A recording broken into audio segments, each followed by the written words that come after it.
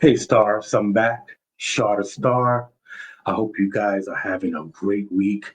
And I got some stories for you. So let's get to it. I'm drinking some tequila and pineapple juice, just in case you want to know. Okay. So President Trump offers buyout for federal workers who do not want to return to work in person. So, for what I'm understanding, Mr. Trump, at first he was saying to put them on paid leave. That's one thing I heard. And he'll decide within a certain amount of time.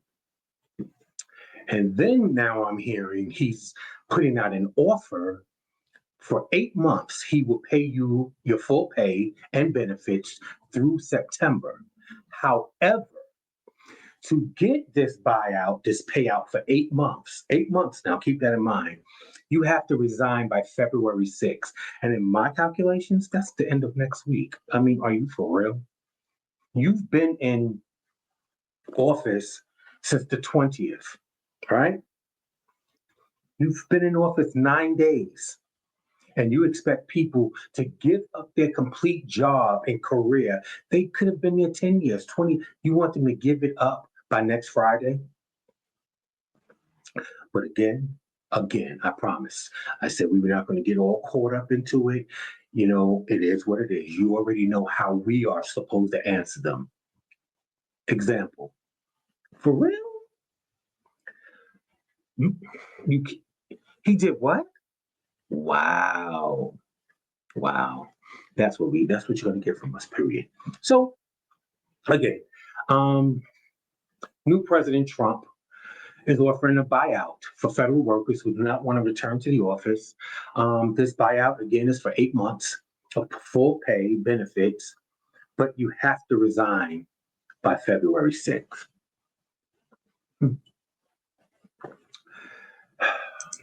Okay, so I'm not going to say on a better note, but on another note, are you aware that one of the defendants for the January 6th insurrection, who was pardoned by Donald Trump, was unalived by police officers just days after receiving the pardon?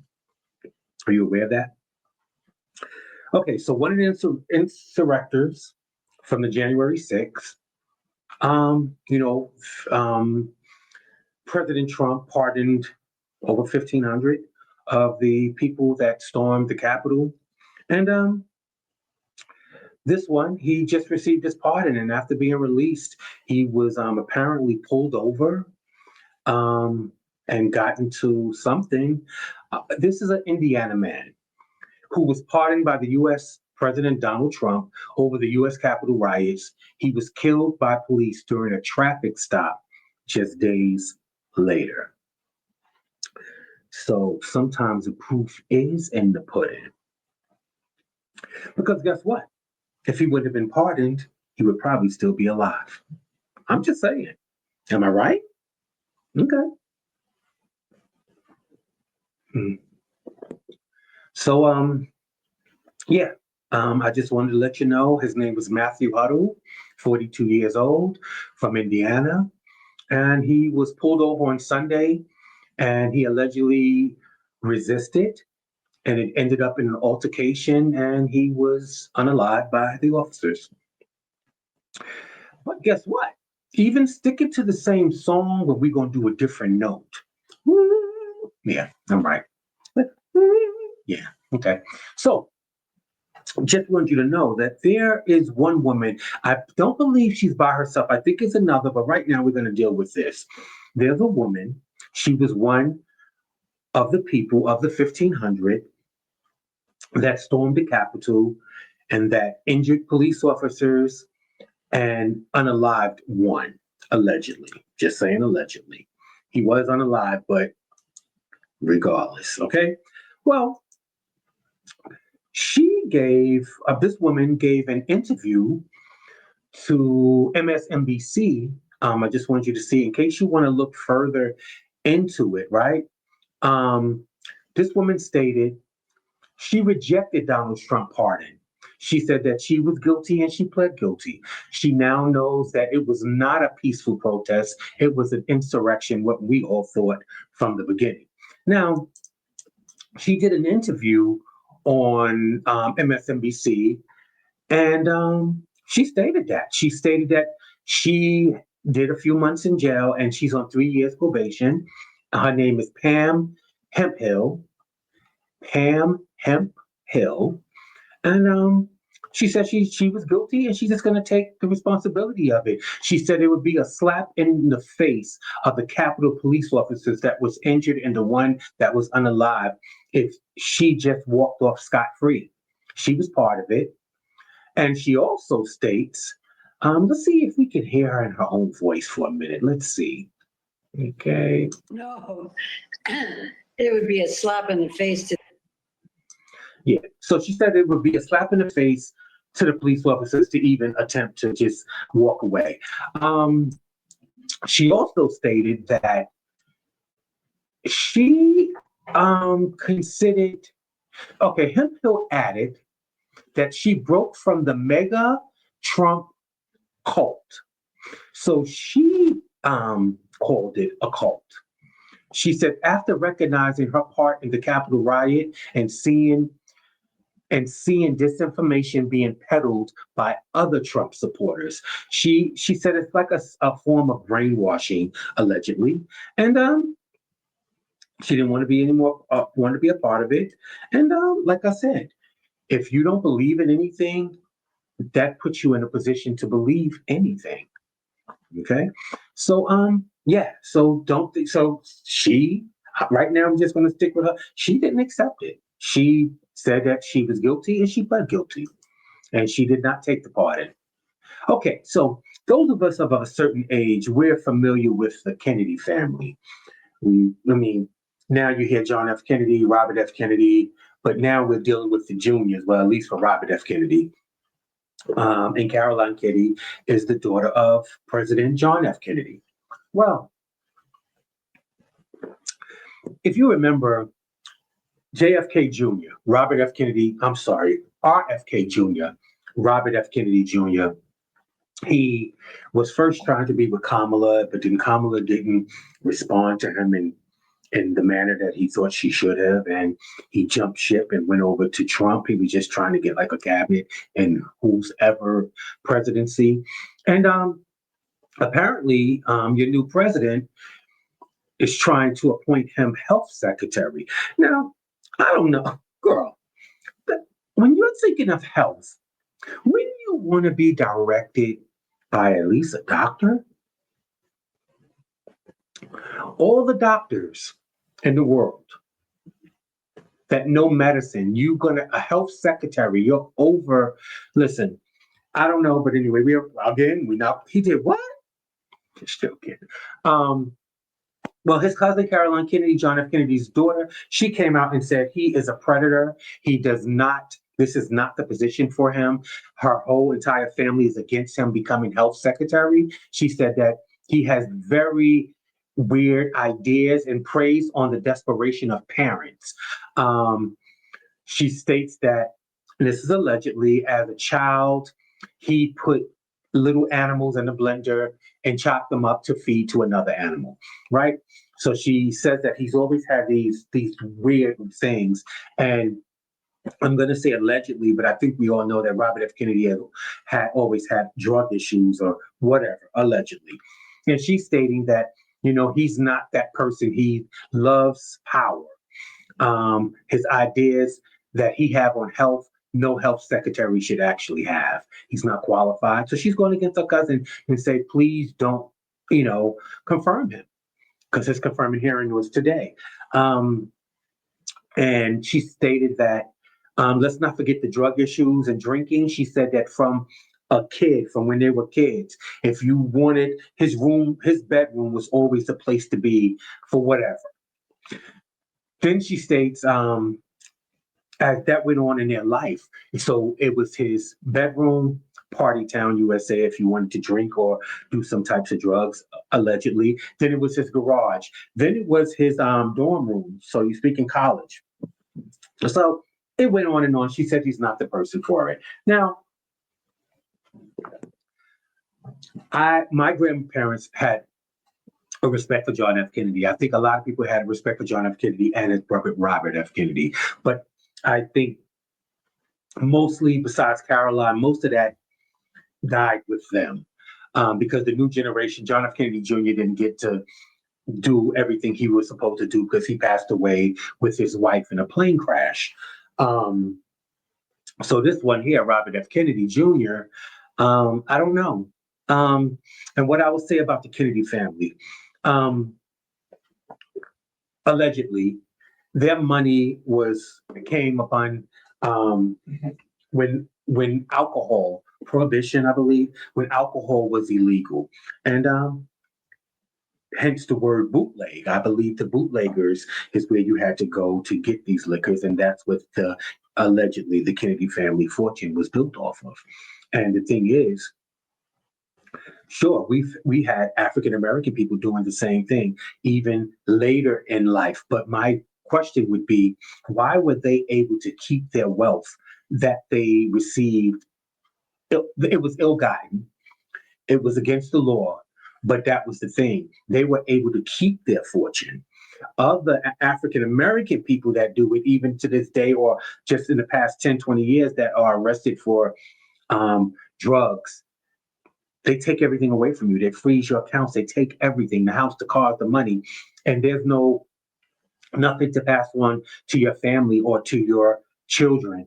But for some reason, that's always been the thing with the Kennedy family, was that they were able to keep their wealth and pass it on to generation and generation. And it was ill-gotten the same way that most of the money back then was done.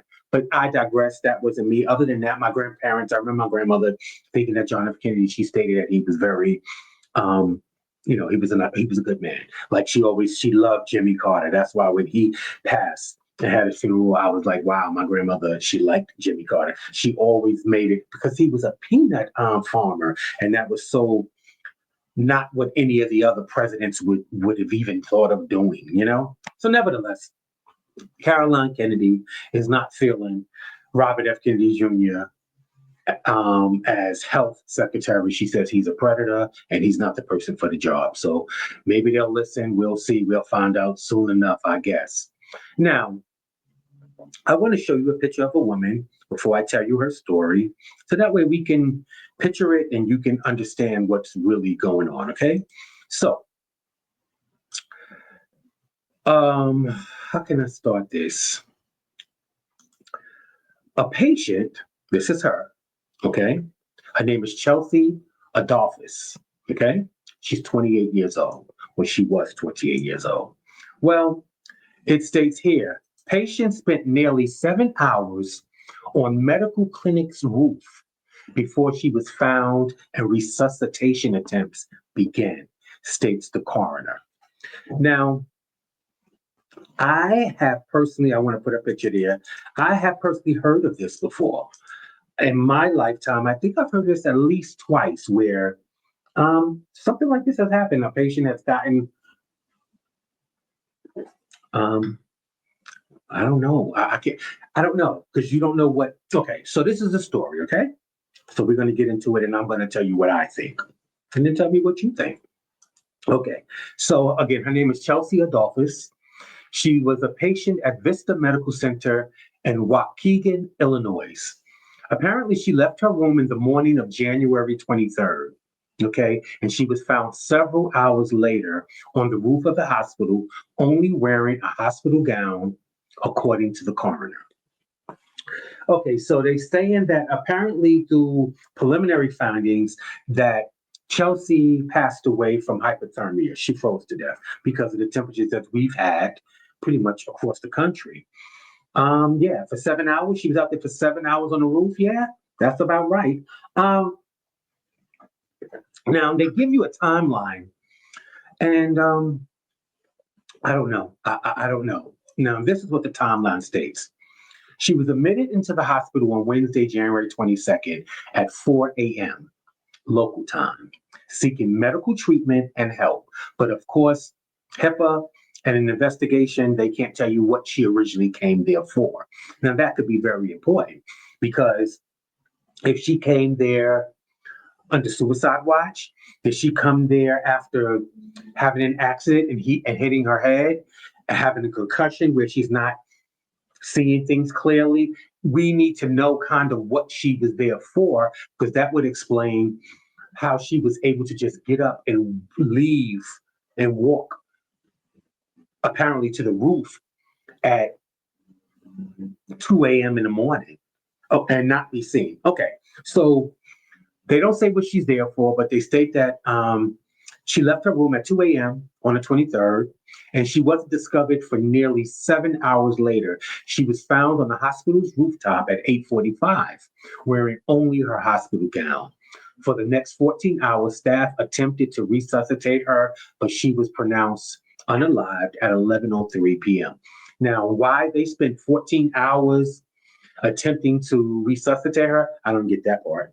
What are you possibly doing? I mean, if this is possible, resuscitation, what I'm thinking wouldn't be on monitors and stuff. Resuscitation is pumping in your chest, giving you air, trying to bring you back. What can you do for 14 hours? Okay, so I digress again. So yeah, so can anyone explain that? Because I was in a hospital for the flu not long ago, as you guys know. And like I was in a hospital a couple of years ago again for surgery. And they put this band on your wrist, and from when you're registered, they scan it. And anytime I came into contact with anybody, either bringing me something or asking me something, or really they wanted to know my name, they took their phone. It looked like a cell phone. They scan your thing, your information comes up, and then they ask you your name, your birth date, and it depends on. They might even ask you, do you know where you are, like that thing, just for cognitive things. So I don't understand how this would happen. Again, we are talking January 22nd, 2025, people. So please don't come in my comments talking about, oh, this was a small town in Waukegan, Illinois. Girl, bye. We're in 2025. No person who's admitted as an adult to a medical center, because once I'm admitted, I'm now under your care. You're responsible. Excuse me. So how do you explain? Like that's why I'm saying coming allegedly. I maybe would thought, okay, maybe she was in a car accident and she hit her head. She had a concussion. She didn't know where she was, so she kind of wandered. But she wasn't supposed to wander at 2 o'clock in the morning. Like that didn't. Well, nevertheless, this is not going to be definitely not going to be the end of this one. So they'll definitely be talking about this. Okay. Now, how many of us had teachers that we actually liked? And I mean, I can honestly say I did have a few teachers that I did like in different stages of my life. And but these teachers these days, okay, so let's get into this Texas. A teacher in Texas, a substitute teacher in Texas. He invited ICE to raid his school. I have many students who don't even speak English. Okay. So I would say, you know what? I don't understand. I don't know why. I thought teachers were teachers because they loved you or loved dealing with kids, not necessarily loved you, but you look to them for support. You look for them sometimes for direction. You look at them sometimes for protection, depending on what's going on. But these teachers these days, this one, I guess I'm just allegedly saying he's part of Mega because I wouldn't see any other reason why he would feel that he's helping out the president. So this particular teacher in Texas, substitute teacher at that, a Texas substitute teacher has come under fire after inviting immigration and customs enforcement, which is ICE, officers to raid his high school because his students don't even speak English. He states, I have students in my school, which is Fort Worth Independent School District, that are in the 10th and 11th grade that do not speak English. They communicate to me through Apple Translator, so they can't be legal. So he anonymously, allegedly, reported to ISIS that he had some people here at the high school. These are children. If they're in high school, they're still minors. And if something like this is going to happen, I would hope that it would happen as a family instead of you in turn, with you in turn reporting them. Hold on. Yeah.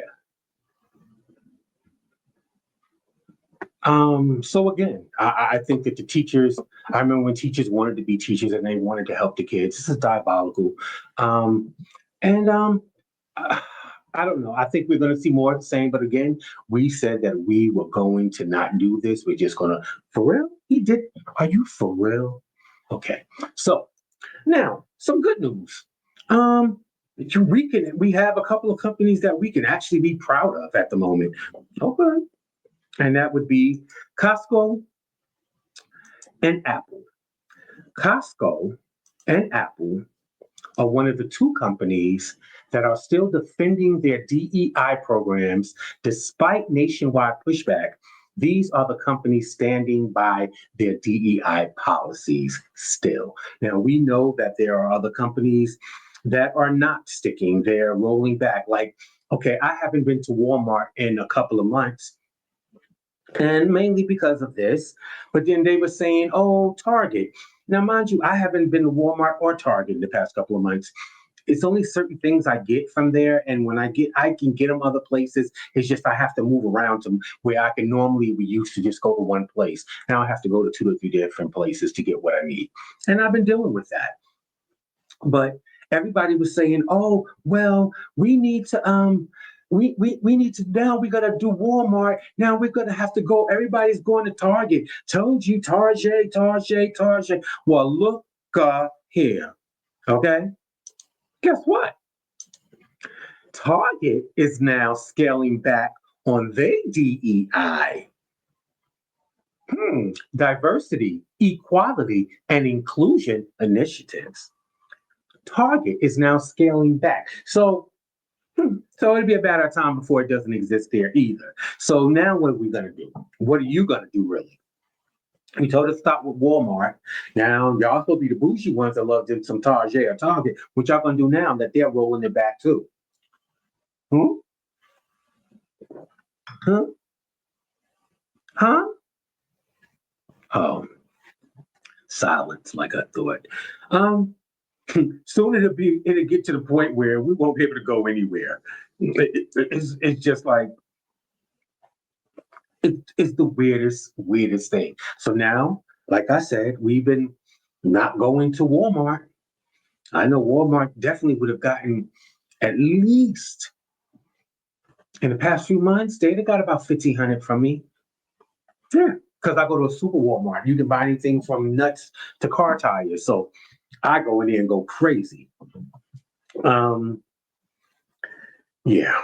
But I've also noticed during the pandemic, a lot of products that stopped being made, like simple things that you may not even pay attention to, but they never came back after the holidays. Like, you know what I mean? It never after not the holidays, once the when they opened back up, some products never came back. Okay.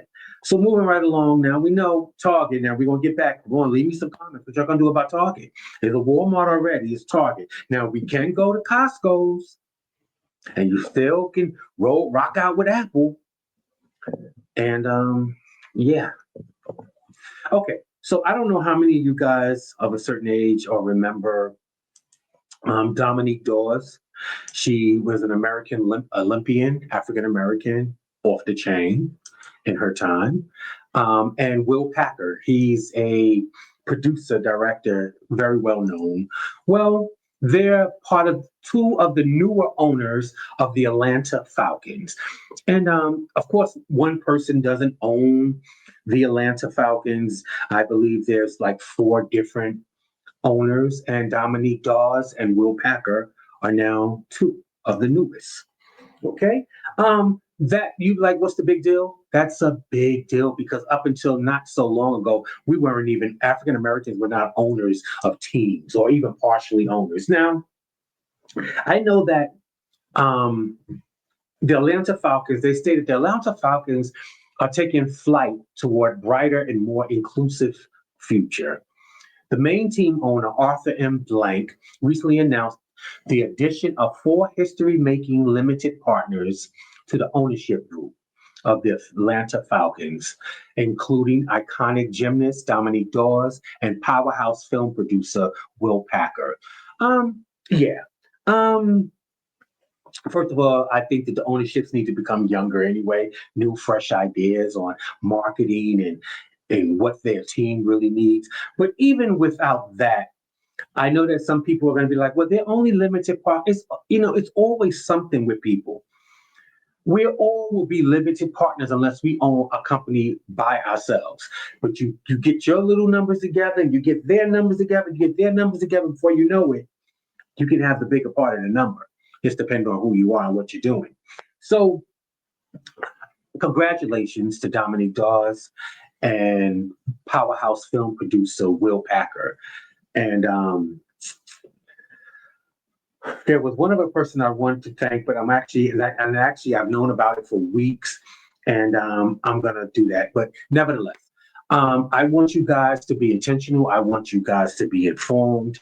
I've noticed over the past few days, I was looking at a couple other people with pages, and they were talking about being intentional. And I had started my page months ago with being intentional because I knew going into a new year, I wanted to be intentional about who I allowed in my space and what spaces I allowed myself to be in. Sometimes we live, well, it is what it is. No, it isn't what it is. Oh, everything doesn't have a reason. Yeah, most of the time it does. Just let it be what it'll be. I don't know. I want to be intentional. I want to be intentional about where I see my future, being intentional about space. We are now, after the election, some of us are not very happy with the leadership, but it is what it is. You can't win all the time. You can't win all the time. And, you only can pout for so long. You have to stay. We've been through rougher things and we'll get through it again. I think we've been through rougher things, but you never know because it's always a surprise. So I want my people to be intentional. I've heard people I thought it was weird. I stated to my partner, I had watched 3 videos yesterday and 3 people said intentional a few times. And I was like, wow, they're really jumping on intentional now. And he said, yeah, but I always seem to be a little ahead of the curve. So that's just how it is. But I just think that we should. Nothing should just happen. Oh, it just happened. No, let's be intentional about what we do, who we're with, who we allow, what energy we allow in our space. Life is easier. I love you guys. I want you guys to be informed. You have to know better to do better. And even if you do nothing with the information, at least you know. I love you guys. And until next time, be intentional.